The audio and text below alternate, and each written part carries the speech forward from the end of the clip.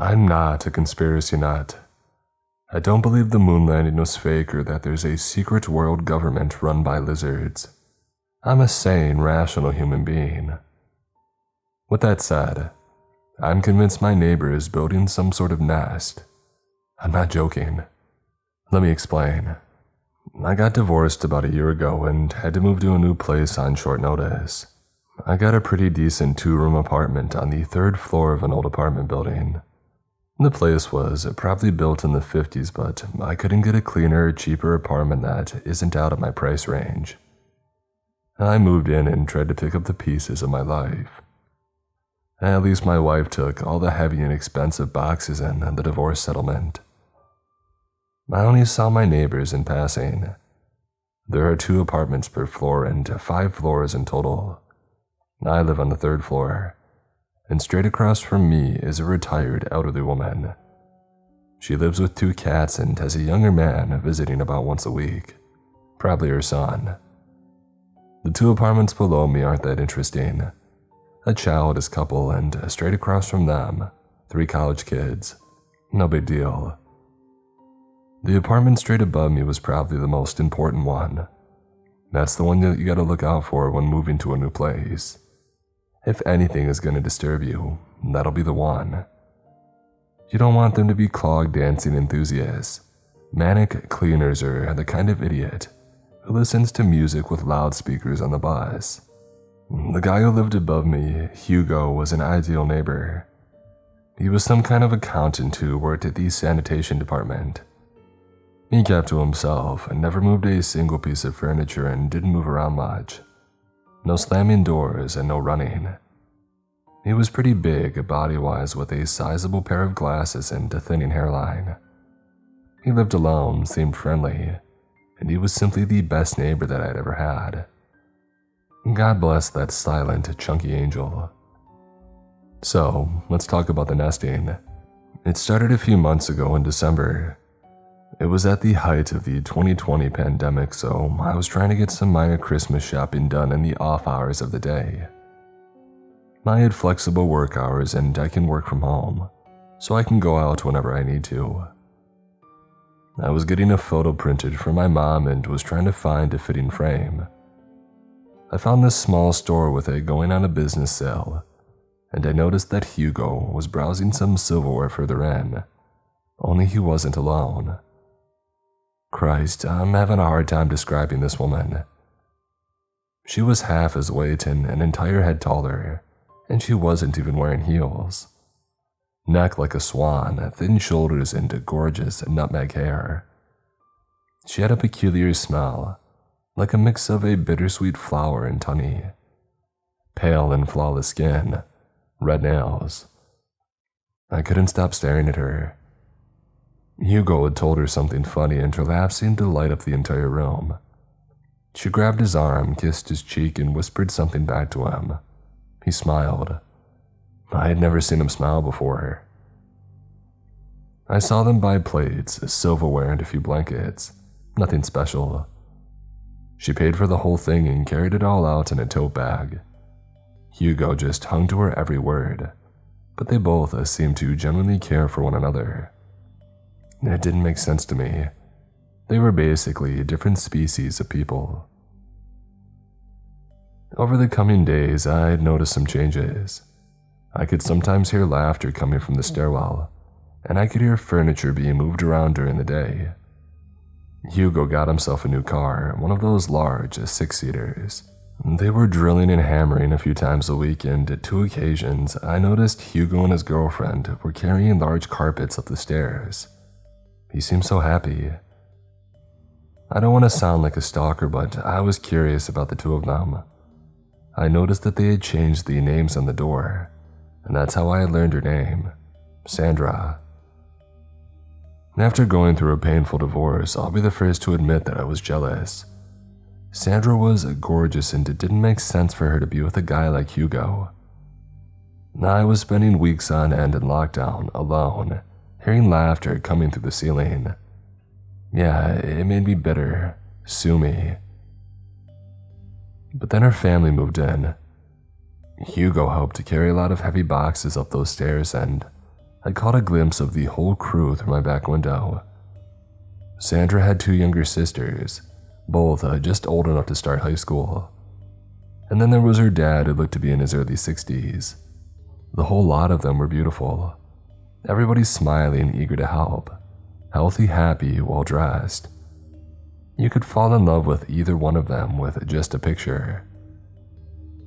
It was weird for so many of them to move into such a small apartment, but I had seen stranger things. I figured that it was a temporary thing, but I changed my mind once I saw the moving vans. Yes, the vans, plural. 3 vans full of boxes, not a single piece of furniture. Hugo looked exhausted carrying those heavy boxes up and down several flights of stairs, but Sandra didn't seem bothered at all. I know looking at them like that was creepy. I was painfully single and most of all, bored. As December turned to January, the whole family had settled in quite well. They were all still decent neighbors, but the hammering and drilling stopped early on, and at most I would just hear them laughing at something or watching TV. Hugo would leave for work every day, and he would always leave with a smile. He had lost a lot of weight and he had gotten himself both contact lenses and fitting clothes. He looked good. Not compared to Sandra, but still, he was getting there. I ran into him in the stairwell once when I was throwing out some trash. He was just coming back from a jog, chugging some kind of sports drink. Heck, he was in better shape than I was. He smiled at me. "Hey, you're in 3B, right?" he asked. "Sure am, and you're 4B. "Hey, that's right," he smiled. "Look, if we ever get a little bit too noisy, let me know, alright?" "Sure," I nodded. "It's fine, really, no bother. You guys holding out okay?" Yeah, great actually. My fiancée got the bug early, so she's got the antibodies. The rest of us just have to wait for the needle." "Yeah, no doubt, no doubt." We smiled at one another and went our separate ways. Just a few steps later, I had to stop myself. I was too curious. "Hey, I gotta ask, how do you guys all live together in that small space? Doesn't it get crowded?" "There's always room for family." Hugo smiled and finished his drink. "No room too small, no problem too big." And that was the last time that I saw him. I stopped seeing him go to work. His car stayed put in the parking lot all day. I would see Sandra around town alone, her sisters as well. I noticed her dad throwing out some trash every now and then, but that was it. Hugo just wasn't around anymore. I didn't think too hard about it at first, but in early March, I realized that I hadn't seen him in over a month. His name was still on their door though, him and Sandra. And this is when I started to get a bad vibe. I started to make a habit out of taking notes of things that seemed weird or out of place with Sandra and her family. Like their trash bags. They're not just trash bags. They're this big blue mesh type bag that are heat sealed at the top. It looks like something you would use to throw out biohazardous waste from a hospital. They were round and packed to the brim, like beach balls. And then there were the nightly excursions. Once the sun had started to set, all the sisters would take Hugo's car and go for a ride. They'd only be gone for a few hours, but they did it consistently for at least 4 days every week, mostly on the weekends. But the weirdest thing started in mid-March. For some time their dad had been throwing out more trash than usual, sometimes several times a day. And at night I would hear these weird noises.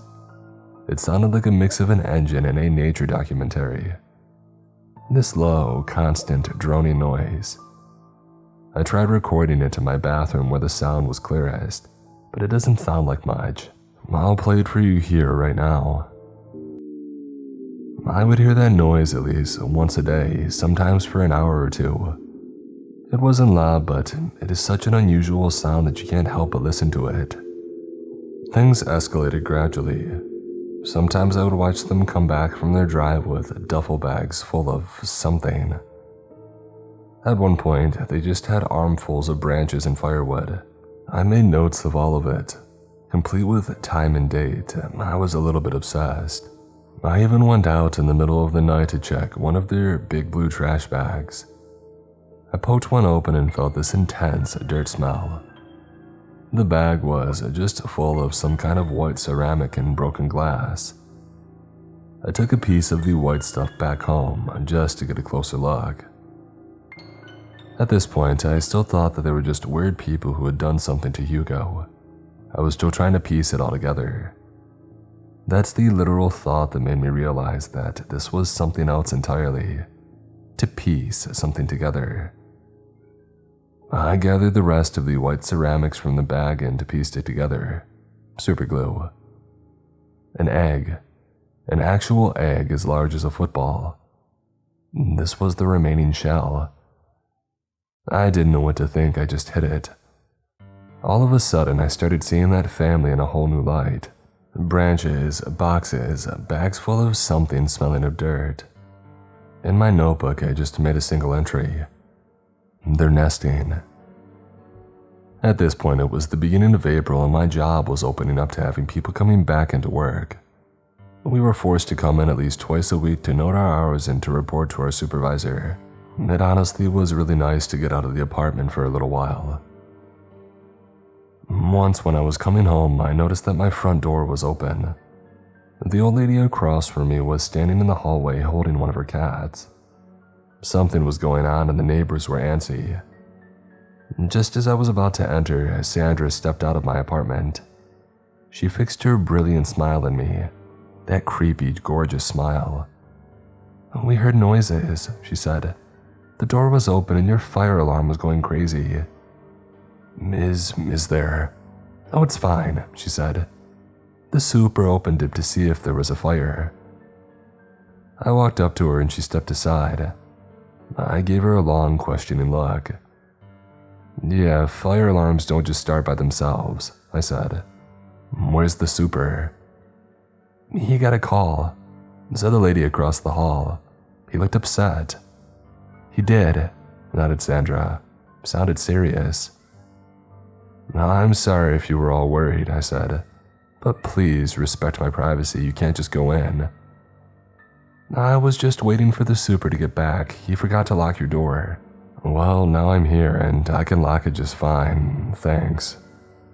I closed the door, locked it, and looked over my apartment. My notes were gone, the eggshells were gone. My computer had a hard drive malfunction and there were screws missing from my chassis. Now they knew. The sisters started noticing me more and more. They waved at me every time they took their nightly drive. Their dad gave me a cold look every time he threw out the trash, now in regular non-blue bags. The sounds at night had stopped, and I never saw them carrying anything inside. I was sure that they had just switched up their schedule, but I wasn't sure. I would run into them more frequently in person. They would accidentally meet me in the stairwell every time that I went outside. Miss Sandra was always polite, but that smile was hiding something. I felt it. And then there was water damage in the ceiling of my bedroom. Something foul smelling. There was something heavy up there and the ceiling had started to bulge. I called the supervisor about it, but some man kept telling me that I had to have the papers for an insurance claim before they could fix it. It was BS and they were stalling for time. I think they were trying to cover the fact that the super hadn't been in for at least a month. I'm not stupid. I knew the super didn't have an assistant. The thing is, I hadn't really been paying attention to my other neighbors. The couple downstairs and the college roommates, they had moved out a month earlier. I didn't even think about it. Now I had 8 new neighbors and they were all very, very pretty. 6 women, 2 men, all in their early 20s and drop-dead gorgeous. The entire complex was full of them now. That weird sound that I used to hear seemed to come from every direction at night. They weren't even hiding it anymore. They were just carrying all kinds of weird trash up to their apartments. Branches, firewood, plastic, bag after bag of fertilizer and planting dirt. Last week, there were more moving vans coming. Everyone was going outside to help our new, beautiful neighbors carry their stuff inside. I felt trapped in my own apartment and decided once and for all to just leave. But once I stepped into the stairwell, I noticed 8 of them looking at me from all over. They were on the floors above, below, and even straight across. Yeah, it seems the old lady with the cats had moved out as well. And then they screamed. They all just screamed in unison. They were like animals trying to scare away a predator. I could hear boxes dropping and footsteps approaching. I panicked. I glanced at them and I bursted into a sprint. There were open mouths, screaming, feet running, eyes large and dark, like cats getting ready to pounce on a mouse. I took the fire escape out the back, ran, twisted my ankle, and got in my car. I just drove. Something pounded on my back windshield, but I got away. And now I'm here, posting about it. I'm not sure that I should look into this. I just want to get as far away as possible. I don't think that I'm safe yet.